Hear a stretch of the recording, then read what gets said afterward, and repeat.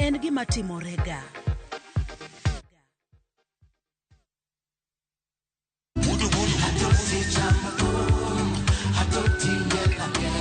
Woktich ka woktich wakelo ni duon ya wotonagi.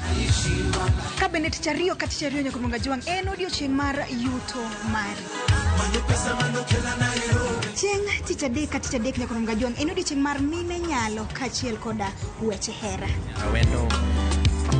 Kachopo tich ang'wen nyako monga juang wakelo ni kama nene, yani TBT kod thume mamit mokalo. Furahi the edition and thum kaliech. Loso kapuoyo nyako monga juang. Ka wakelo ni jothumbe mopogore opogore. Kanyo ndo bende wakelo ni gimiluongo ni Best Yawa.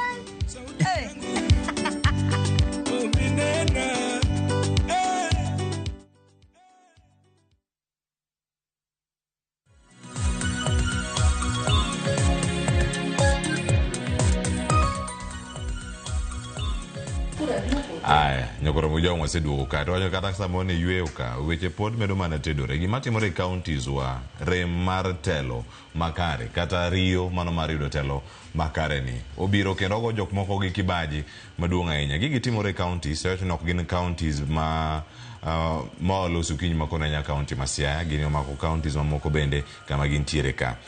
Odeka wacho kamae waneno chenro kauntiere kar ka achiel kachiel wach Siaya ni jogo nondik kod ng'ad weche ochiko.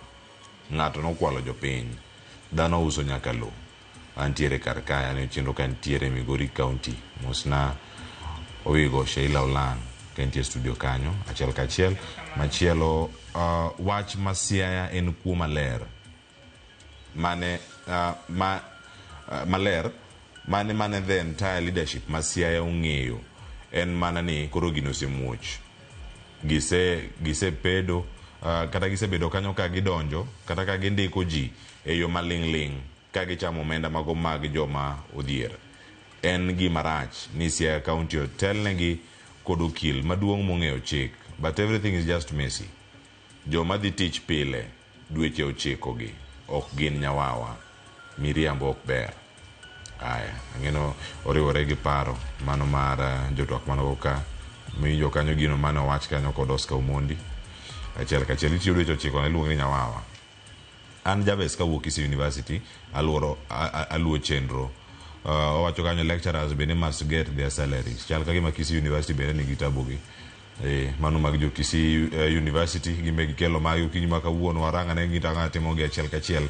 Okumukezi ntie ka wacho ni Celine Dion mabende ni chenro kar ka wacho ni ero. Gigi kamarango ni Kenya mangima to koro ochomo kure kama dhi bedo kar kae ka walowe nyakora mogi jo adongi zuru mar dakika 50 kende e tielo ni to kae wadane waranga ni gimachielo kopore gi mara bedo nyawawa ni walok tanga kendo waranga ne jamna mayukore kar jot ma jatend piny Kenya nyakora mogi jwang nitiere delegation mathoth ahinya mosebedo kata kadonjo e kar jot ma jatend piny mano kirango juma mokalo jumbe mosekalo kacha. Machiegni jatend piny Kenya ne oloso gi jogo mawuok e county ma Kisii, Kiambu kod Murang'a. Wadano wawinja ka gilure kod singo mantiere kar ka kaeto bang'e mano mar Ruto karomo kod Jogusi, Ruto romo kanyo kod jogo mawuok Kiambu kod mano mawuok Murang'a.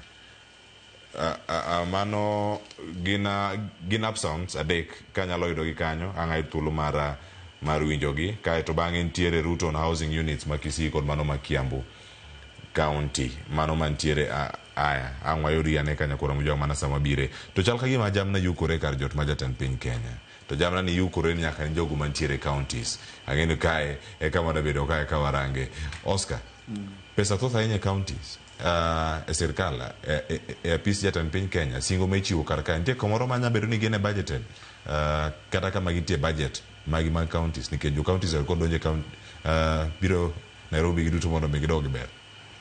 Aparo ni nitiere kaka nitiere corruption moro matin nikech pesa ma igolo mimiyo ji kata State House